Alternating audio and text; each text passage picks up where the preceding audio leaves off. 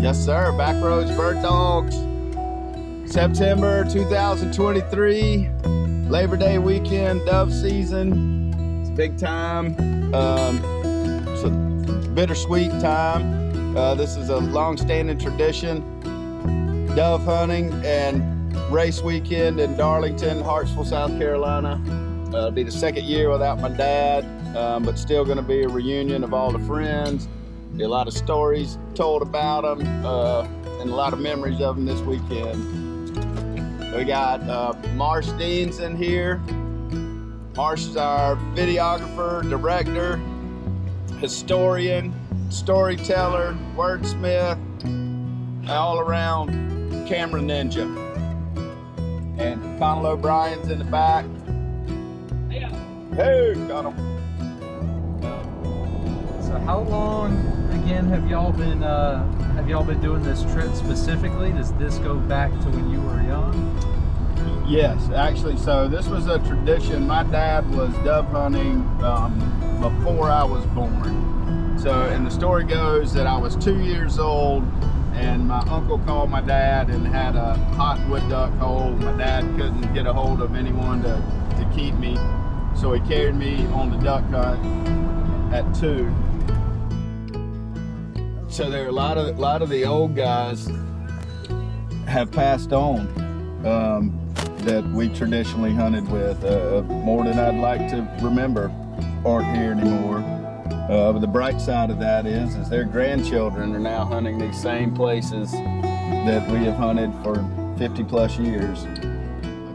David's family farm, 6 generations, I think, of farmers there, and we're going to have David Seegers on here. He's invited us over to this hunt. His is another place that we traditionally hunted. So these dove hunts have occurred at lots of different locations. The way that sunflower and row crop farming works, there's a combination of herbicides that will and won't work, so you can't do the same fields annually. You have to do some rotation. Okay. So therefore we move around. And the farmers choose what suits them, what they've got growing. They usually will try and align their sunflower fields near some cornfields for us. Those are the optimal foods. So you'll hear us talk about these traditional hunts, and they could have happened at one of 100 different fields. In some years they would be hosted by different farmers.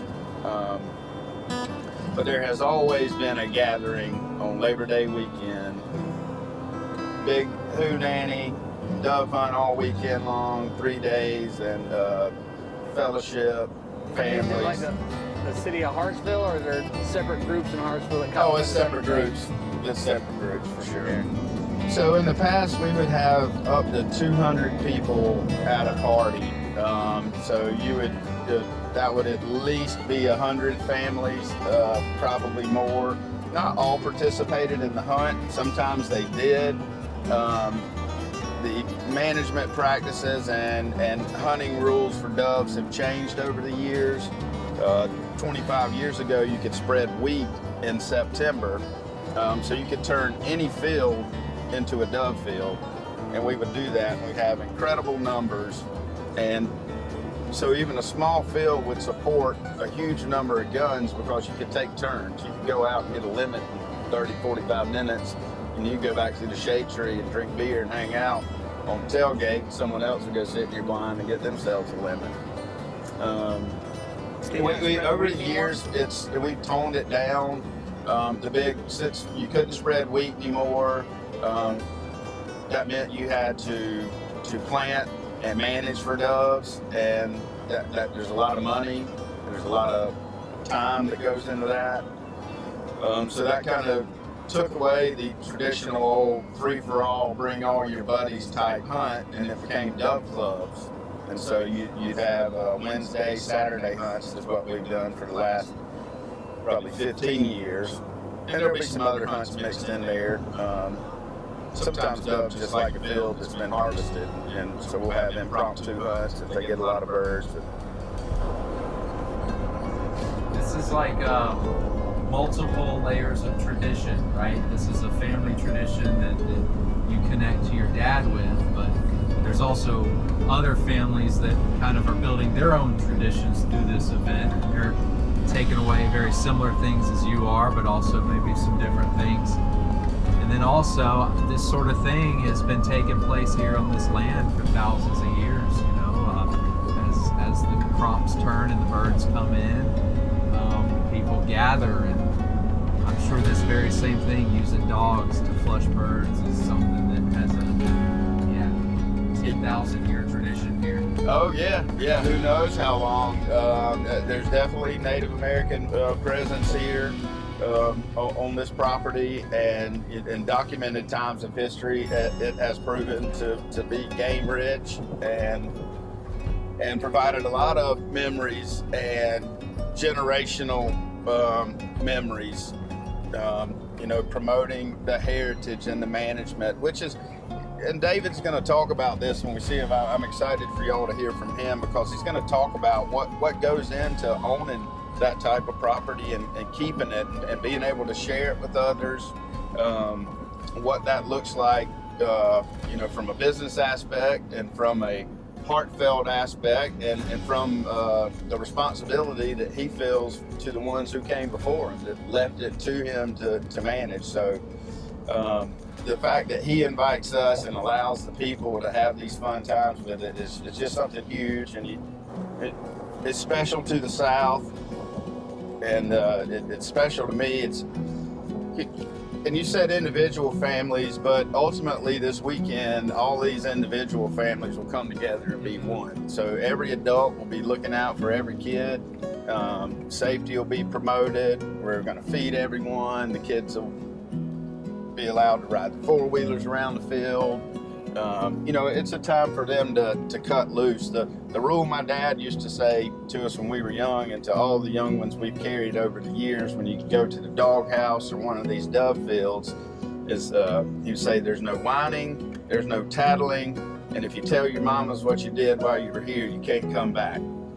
And that usually handled most of what the kids would bring. So it's going to be a fun time, and I really am thrilled to show it to new people. That raises the level of fun this is for me, and this is at the peak of fun. Nothing I'd rather do than dove hunt.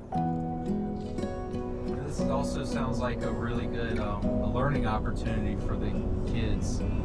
I've worried the past few years, especially, you know, with the lockdowns and less kids going outside, less kids enjoying the great outdoors, and also camaraderie in the outdoors has seemed like it's been, you know, waning in mainstream society. And it's good to hear that things like this are going strong, because I think it's really important. Yeah, it's such a neat thing to see that in my hometown, I know that the numbers across the nation show that hunter recruitment is down, but you don't see that where I live, where we live here in South Carolina, Hartsville particularly. These same adults that we'll be hunting with, I hunted there as a child. We went to the Green Wing put on by Ducks Unlimited. We took our hunter safety courses together. We're real fortunate to say that you know, that we've been safe throughout all these years, these guys, and they share that with their kids too. So yeah, it's a lot to learn out here. There's a lot to explore, and there's a lot of freedom that these kids get out here that they're not allowed in a lot of circumstances, and I think it's important for them. Is this where your, I guess, relationship or your passion with bird dogs maybe started? Was with these family hunts? So without a doubt, it did, without a doubt. So these dove hunts, and my dad was a member of the Outdoor Club. It's a small club of outdoorsmen in Hartsville, but fine gentlemen, most all of them.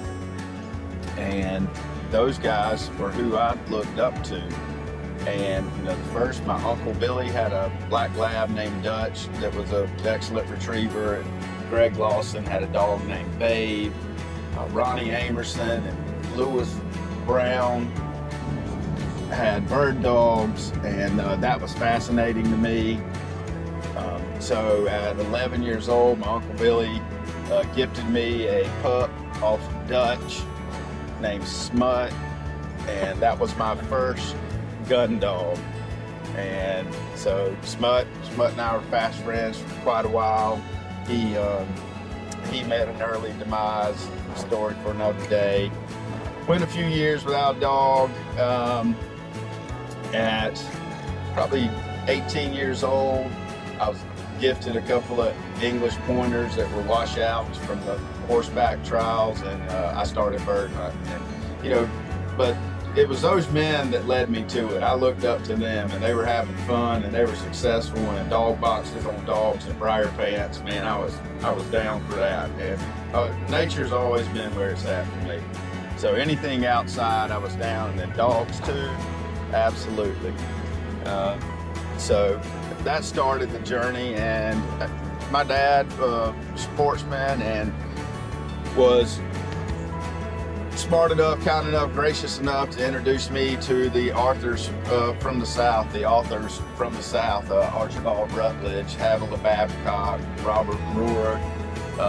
And these guys quail hunted down here and lived the hunting outdoor lifestyle. So I just gobbled all that up, and it's really kind of all I ever wanted to do. And I owe it all to my dad and his cronies. So from there, when did you start breeding dogs? Was that what you always wanted to do, or how did you fall into that? No, so breeding dogs was something I wanted to do. At a really early age, I wanted to make a living in the outdoors, and I wanted to own dogs. Breeding, I didn't know about breeding. I certainly didn't know enough to be a breeder at that point. But over the years, just looking, and so what led me to breeding is having a dynamic dog that was like, goodness gracious, we need to make some more of these. And Eula, my French Brittany, she was that type of dog. She was just a barn burner, great bird finder, full of desire, full of passion, full of drive, full of retrieve, just full of it all. I mean, she's hard to handle, but nothing soft about her. And French Brittany breed, and this is a general statement, can be a softer type of breed. And Eula's not that way. She trains like a Labrador or Chesapeake. And if you're a dog person, you'll know what that means. They're just more obstinate, and they can take pressure and push on through. So with her and some goading from a few others that she needed to be bred, we started that process, and we tried to litter puppies, and Eula reproduces herself really well. And so we made several litters with her and got a few other dogs along the way, and now it's something that we just enjoy having them around, raising them. We've really got a program that we do while we're whelping the pups that we feel provides a foundation that you're going to have a solid dog. It's not going to run into a lot of the typical stuff like anxiety, separation anxiety, and gun shyness and that sort of thing. We're going to build a little fortitude in that puppy while we have it when it's young. So the opportunity to do that and learn and grow and make more really nice dogs is what got us into breeding. Now, all of Eula's pups, though, they've come out and they've been awesome, but they don't have that same stubbornness that are they as hard as she is, or is But so the pups, to answer that question, it varies. And I've only kept a couple, so it's hard to say, but I don't think anybody, and what we tried to do is tone that down a little bit with Eula. So we've looked for calmer males that shared similar attributes with drive, but were a little more trainable, biddable. And I think we've been fairly successful with that, particularly with Grayson Geyer at Lost Highway Kennels. His dog Pete and Eula have made 2 litters, and I shit you not, they are all Class A bird dogs. Was Olin from one of those litters? They're young. No, Olin was from Eula's first litter with Fred Overby at La Patchoula. Probably killing that name, Fred, I'm sorry.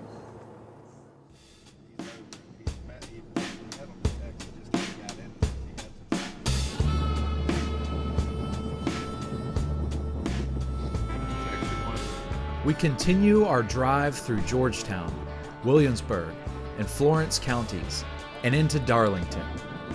This part of South Carolina is filled with history.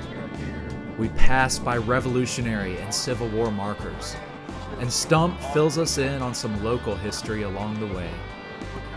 This show is about noticing the details as we experience important places and share these stories with you. This hunt is merely an excuse to get together in the places we love and to exercise our oldest human traditions. We find our way into his old stomping grounds, pull into a field with a few pickup trucks full of old friends awaiting. Hugs are given as the dogs bound around, everyone greeting each other and catching up on old times while looking forward to times anew. David Seeger is a farmer and has prepared these fields for this upcoming weekend. We already see a flock settling into these fields, sunflowers drawing a number of bird species.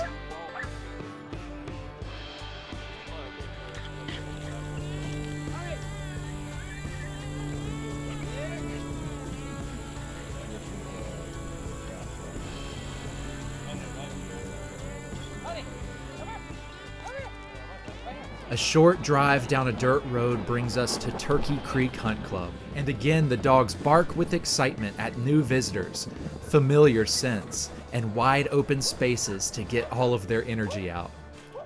It's these scenes that bring a smile to our faces. As we humans catch up, the dogs have a safe and wild place to play and explore. Just like children, they need such activities and socialization. My own beagle, Atreyu, is an interesting case. He is a rescued Envigo beagle, spending the first few years of his life in a testing facility, mishandled along with thousands of other dogs with no training nor kind treatment. I've had him for almost a year now, and he started out feral and terrified, but has now found what it is to be a dog again. He still has a bit of anxiety, but in every instance he has shown friendliness and playfulness to his fellow dogs. It is my great joy to bring him along on this opening weekend of dove season. He has never hunted before, but this time with other dogs in the great outdoors is crucial for his development and spirit. Ruthie is a French Brittany, bred by Stump and Megan, who is turning out to be a stellar bird dog.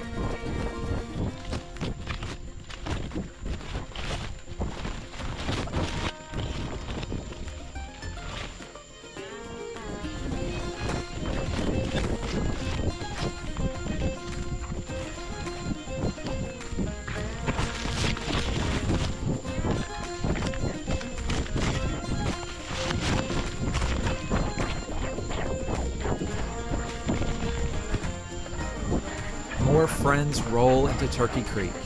The first buck of the season harvested today. A good break in the hunter's dry spell. Humans harvesting a deer with their dogs alongside them, sniffing in excitement for the prospects of such important sustenance. This is a tradition that dates back 15,000 years on these lands. As we all gather by the fire, recounting stories, people of our past lives, and remember those that have passed, we look down at the dogs and we smile. It's these ancient traditions passed down through millennia, camaraderie and anticipation of the hunt. Under the moon and stars in front of the fire, we are so proud to share this heritage, and we look forward to opening day of dove season. On episode 2 of Backroads Bird Dogs.